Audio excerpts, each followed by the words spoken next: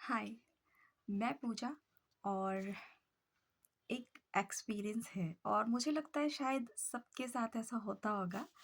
लेकिन यकीन मानिए, ये जो ज़िंदगी होती है हमें बहुत कुछ देती है, लेकिन हमें कैसे लेना है वो हमारे ऊपर होता है।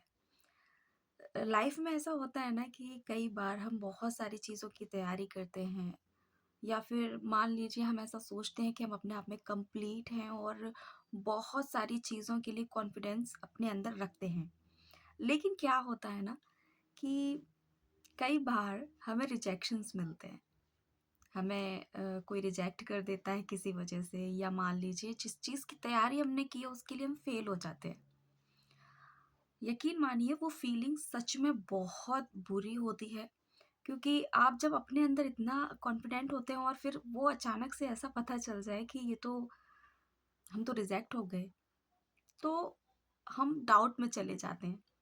बहुत गंदी फीलिंग होती है ये और मुझे लगता है कि शायद उस वक़्त सबसे ज़्यादा नेगेटिव हम लोग होते हैं और ये मेरे साथ सबसे बड़ी चीज़ हुई है, कई बार हुई है, बहुत बार मैं रिजेक्ट हुई हूँ, मैं सच बताऊँ। लोगों ने निकाल कर के फेंका है कि कुछ-कुछ कमियाँ मेरे अंदर हैं। देखिए, हर इंसान के अंदर कमियाँ होती हैं और मुझे इस चीज़ के लिए पहले बहुत बुरा लगता था। लेकिन सच तो ये है कि वो उनका अपना नज़रिया है, वो हमें किस नज़र से देखते हैं। कोई भी इंसान अगर मान लीजिए आप कहीं जा रहे हैं, तो आप अपने पसंद की चीज़ें देखना पसंद करेंगे ना। वो चीज़ जो हमने अपनी पसंद से नापसंद की या पसंद की, उसकी अपनी क्वालिटी भी तो होती है। ये चीज़ हम पहले जानते ही नहीं थे, सच में। लेकिन यकीन मानिए, वो पल आना बहुत ज़रूरी है लाइफ़ में। मैंने जब फ़ील किया कि हाँ, मुझे रिजेक्ट किया गया, कई बार फ़ेल हुई चीज़ों में और कुछ दिन तक वो सारी चीज़ें लेकर के मैं छोड़ नहीं पा रही थी, मुझे बहुत दुःख होता था। लेकिन धीमे-धीमे जब चीज़ों को समझा तो पता चला कि लोग अपने हिसाब से जज करते हैं चीज़ों को लेकर के कि वो उनको पसंद है या नहीं। लेकिन हमारे अंदर क्वालिटीज़ होती हैं। मैंने वो सारी चीज़ें छोड़ कर के जब वो रिजेक्शंस मेरी लाइफ में आए ना, उनसे बहुत कुछ सीखा मैंने और अपने आप को और बेहतर बना लिया। यकीन मानिए, मतलब लाइफ चेंज होती है, तो लाइफ में ना फेल होना मतलब आपका एक और एक्सपीरियंस बढ़ जाना होता है। लाइफ में कोई रिजेक्ट कर दे, यानी हम 1% 2% या 3% तक भी ज़्यादा अपने आप को ग्रो कर सकते हैं या मान लीजिए चाहे वो किसी भी चीज़ में, हमारी पढ़ाई में, हमारी खूबसूरती में, हमारी फिटनेस में, किसी भी चीज़ में या हमारे काम में। तो मुझे लगता है ये चीज़ें गलत नहीं है। अगर आपको कोई रिजेक्ट कर देता है, तो डेफ़िनेटली आप और ऊँचाई पे चले जाएँगे, क्योंकि आप फिर उससे ज़्यादा उस पे काम करने लगेंगे।